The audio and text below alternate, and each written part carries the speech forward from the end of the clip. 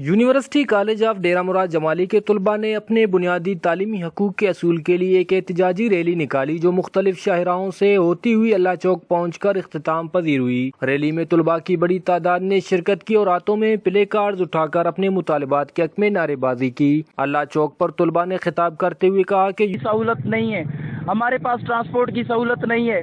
ہم جعفر آباد، صوبت پور، جیانی اور استا محمد سے 1.5 گھنٹے کی سفر کر کے ایک بس سے آتے ہیں، 2 بس ہمارے پاس ہیں۔ ہم تو خیر بوائز ہیں، ہم گزارا کر لیں گے۔ جس حالت سے فیمیل آتے ہیں وہ ناقابل برداشت ہے، اور ہماری یونیورسٹی میں نہ صاف پانی کا سہولت ہے، نہ ہماری یونیورسٹی کو مستقل کیا جا رہا ہے، اور نہ ہمارے پاس ٹیچرز ہیں۔ 1-2 ٹیچر ہیں، وہ 3 سے 4 ڈپارٹمنٹ پہ گھوم رہے ہیں۔ یہ چھوٹی سی کیمپس ہم مڈل کلاس لوگوں کے لیے، مڈل کلاس اسٹوڈنٹس کے لیے، ہماری جنریشن کے لیے ہے۔ تو خدا را نصیر آباد کو تعلیم دو اور ہماری نوجوان نسل کو بچاؤ اور نصیر آباد کو ترقی دو۔